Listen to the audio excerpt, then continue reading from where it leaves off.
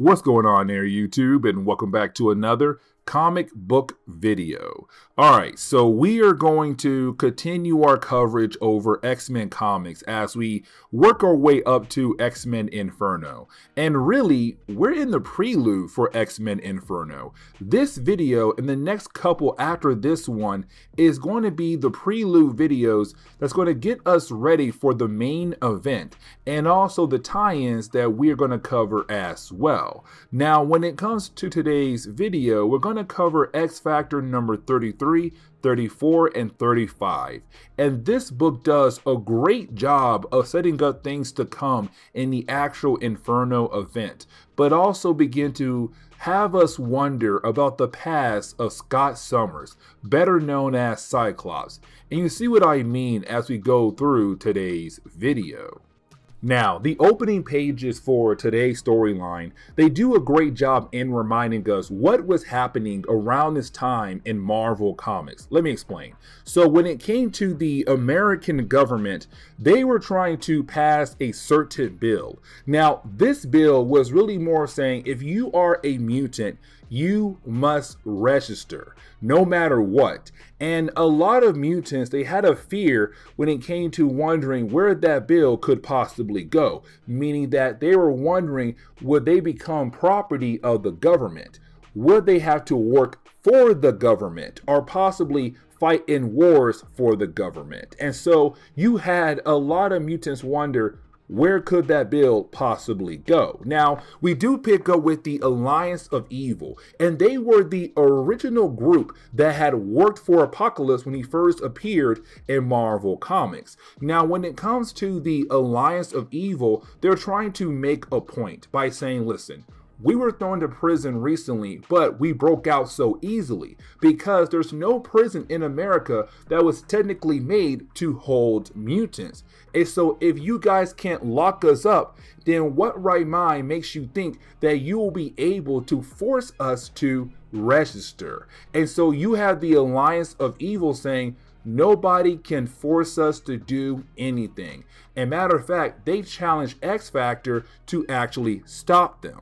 Now, we do pick up with Iceman, and we currently see Iceman with the trainees of X Factor. Remember, when it came to X Factor, the reason why they came together was to continue on Charles Xavier's dream, to find mutants out there who possibly needs their help to learn how to control their powers. And so really, all the trainees are their supposed students. But when it comes to X Factor, they realize that these kids need proper schooling.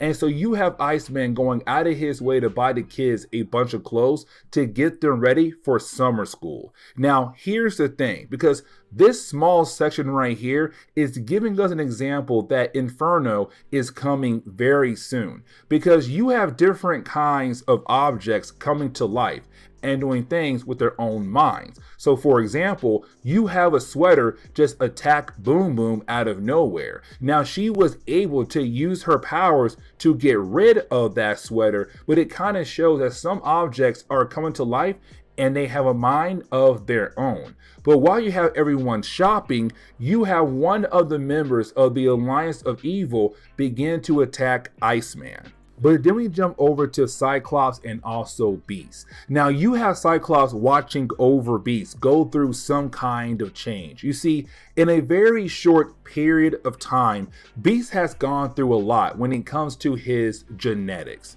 You see, when it came to Beast, he was used as a test subject by a character known as Carl Maddox, who believed that he was able to create a cure for the X gene. Then Beast was also infected by a character known as Pestilence, one of the horsemen of Apocalypse. Now she made him stronger, except the stronger he got, the dumber he became.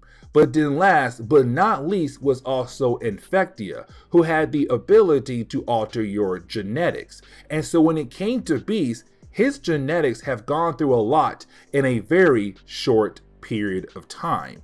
But currently, you have Beast going back and forth between his two forms, his regular human-looking form and also the blue furball form. But either way, we're left to wonder what could possibly happen to Beast. But Cyclops sees the Alliance of Evil calling out X-Factor for a challenge. Getting back over to Iceman, we do see Iceman fighting alongside with Marvel Girl as they try their best to fight against the Alliance of Evil. Now, while trying to do that, well, unfortunately, they're getting outrun. They're getting basically beat down because they're outnumbered. Now, the trainees of X-Factor, they do jump in to help out, except one of them, and that would be Fire Fist. See, Fire Fist is still wanted by the law because when his powers had first manifested, he killed somebody. He burned a woman alive. And so they're still looking for him. And he is afraid to use his abilities and then be identified as the person who's still wanted by the law. And on top of that, it could affect the popularity of X-Factor at the moment. And so unfortunately, all he can do is just sit there and watch his friends battle against the Alliance of Evil.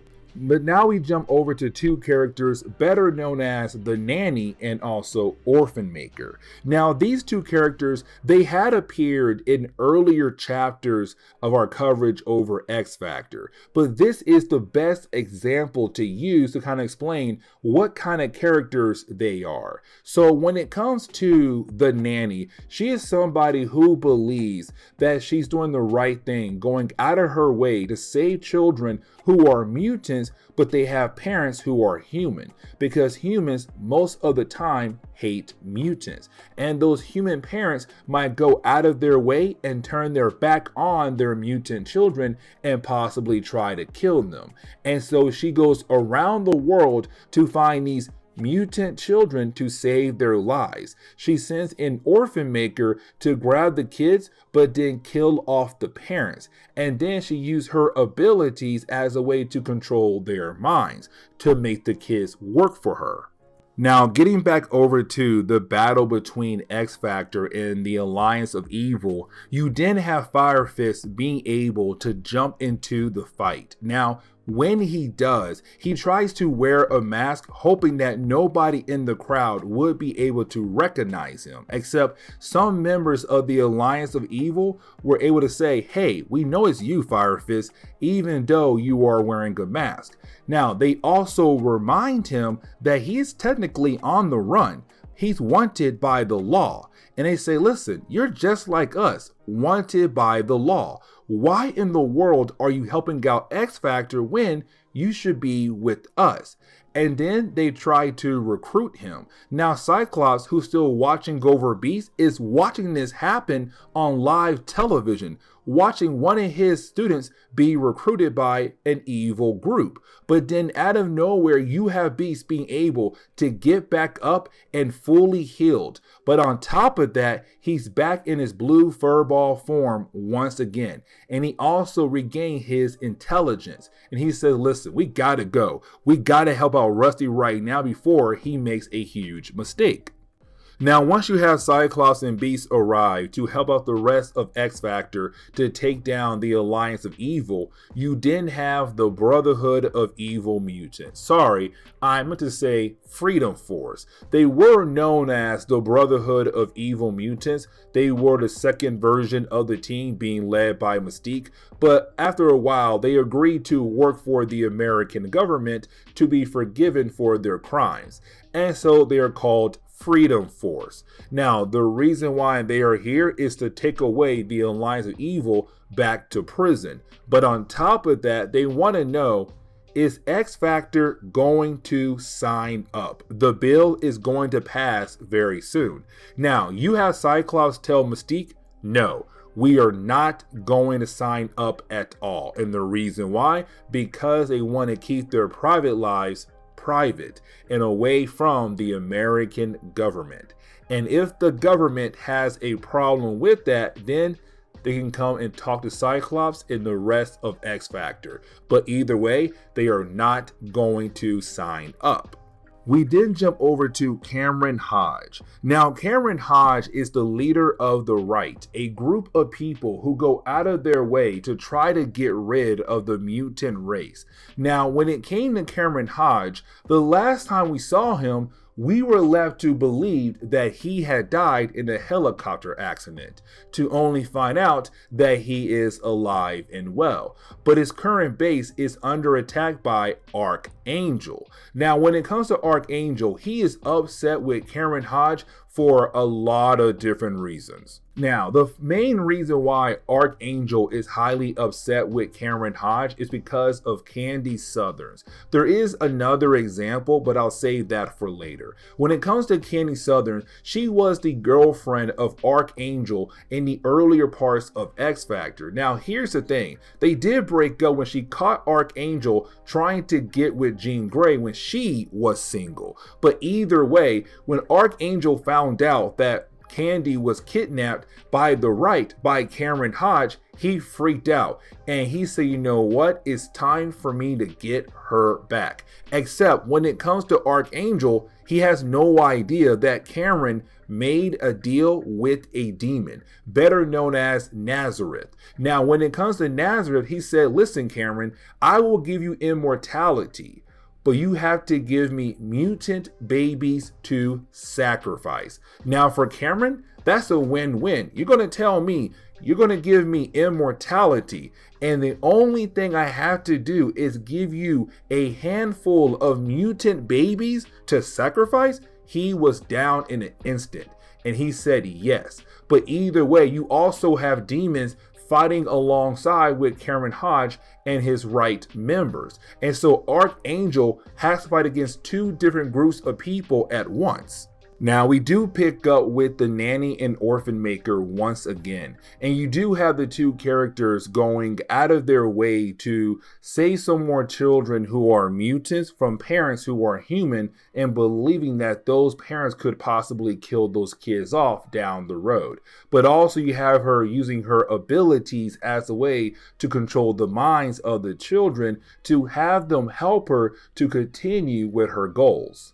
But then we jump over to Nazareth and Cameron Hodge, and you have the two characters arguing with one another about Cameron not keeping up his end of the deal. You see, when it comes to Cameron, he was supposed to give Nazareth a bunch of children who are mutants to sacrifice, except he gave Nazareth a list of locations of the possibility of finding children who are mutants. But when Nazareth goes to those locations, he can't find any mutants at all. And so he's wondering if Cameron had been lying to him.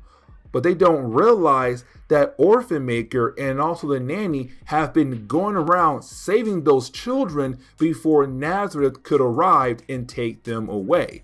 But you then have Cameron saying, listen, that list is possibly bad now, but have you gone over to the orphanage? Because if you go there, you are gonna find a house full or a mansion full of mutant children to use for your sacrifice, especially a chunk full of babies to use. So go there and you'll get your wish, but you still have to give me immortality. Now, that orphanage is going to be very important when it comes to Cyclops and Jean Grey. You see, when it comes to Cyclops, he remembers what Destiny told him.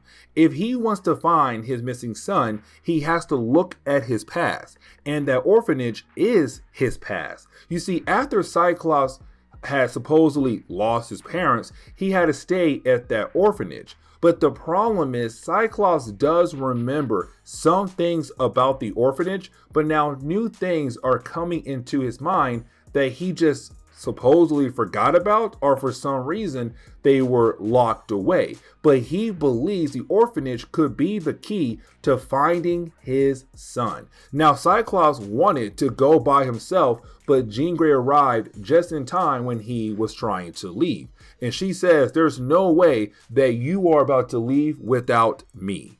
Now, we do jump back over to Archangel, who's going to war against Cameron Hodge, the forces of the right, and also the forces of demons that work for Nazareth that were assigned to help out Cameron to fight against Archangel. But Archangel is a one-man army and taking everybody down left and right. Now, in the middle of the battle, you will have the demons who are assigned there leave to go get the children from the orphanage for Nazareth. But still, Archangel is just ripping everyone a new one. Now, when it comes to Cameron Hodge, Archangel wants to know why in the world he's doing all of this for. And you have Cameron say, you know what? We were friends. We were the bestest of friends.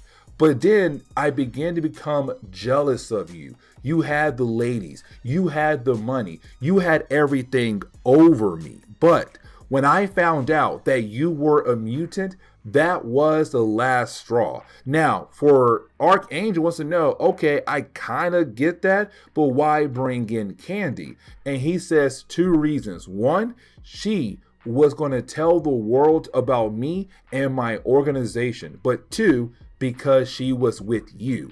Her punishment for dating a mutant is her life. And so she is going to die. And you have Cameron pull out the plugs that were keeping her alive.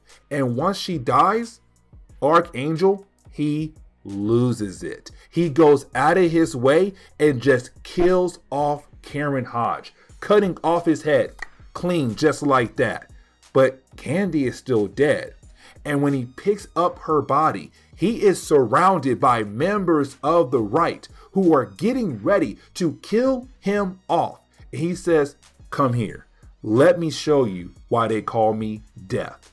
Now, we do jump back over to Beast and Iceman. And when we do, we see our two heroes still dealing with the idea that different objects in the city have came to life. And now they're attacking different people, including our heroes as well. But the problem is they have no idea why in the world this is happening. But you also have Beast and Iceman say they have to call in some backup. But the problem is their only backup is Cyclops and Jean Grey, and they're across the country right now trying to figure out the dark secret to Cyclops' past. And so now we jump over to Cyclops and Jean Grey. Now, when we do, we see our heroes arriving at the orphanage. And you have our heroes go inside. Now, once they do go inside, well, this is where things get completely weird. You see, our heroes are able to walk around freely. And even though there are people who work there and also children who live there, those people, they don't see Cyclops. They don't hear Jean Grey. Our heroes are able to walk around freely without actually disturbing anyone in the building.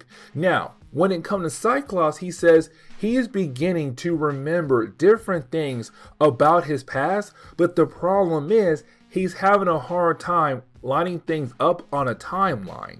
And so he's kind of wondering when those things took place when it came to him being here at the orphanage. But he also remembered some weird things happening in the basement level of the orphanage. And so you have our heroes go down there to see what in the world could possibly be there. Now, when our heroes get down to the basement, they find some underground like facility to the point where you have different mutant babies hooked up to some kind of devices that are doing different kind of tests on them. Now, when it comes to Cyclops and Jean Grey, they begin to look around because they know that Cyclops' son has to be here. And then you have our two heroes being able to find Christopher in a testing tube. Except while you have our heroes in the basement, upstairs, the demons that work for Nazareth, they have arrived because this is the orphanage that Cameron Hodge told the demons to go to. They're here to grab the babies to sacrifice them.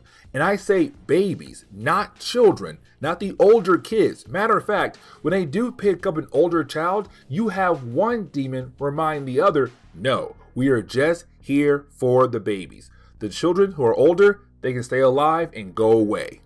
Now, our heroes have something else to deal with besides the demons. the nanny and also orphan maker are there as well. Now, when it comes to the nanny, she's here to save the children, but also to save the babies as well. And so she begins to attack Jean Grey and Cyclops, believing that they are involved with this facility that has taken place underneath the orphanage. Now, Cyclops and Jean Grey, they're trying their best to tell the nanny and orphan maker, hey, we're not bad guys, we're good guys here. Now, this is where things get crazier. Because remember, when it came to the nanny, she was going around kidnapping children who were, being raised by human parents. Well, two of those kids is actually the nephew and niece to Jean Grey. Now remember, her sister went missing, and they still have no idea where in the world her sister is at. But out of nowhere, here is Jean Grey's niece and nephew, and currently at the moment, they're being controlled by the nanny to help the nanny kidnap more children for her. Now, while you have Cyclops and Jean Grey trying their best to fight against both the nanny, orphan maker, and also the demons were able to grab Christopher, the son to Cyclops, and get the heck out of there with him. Now, because of the battle, you do have the nanny and orphan maker say, you know what, it's time to retreat. Except they were able to grab the niece and nephew to Jean Grey, and now they're gone once again. But then Cyclops and also Jean Grey, they realize that Christopher was also taken as well by a demon. So now the entire mission to save Cyclops' son is a complete failure. But now they have to try to save him, but to also try to save his nephew and niece to Jean Grey as well. And this is where we are going to end today's comic book video. So please leave me a like down below and subscribe. But guys, see y'all next time. Later.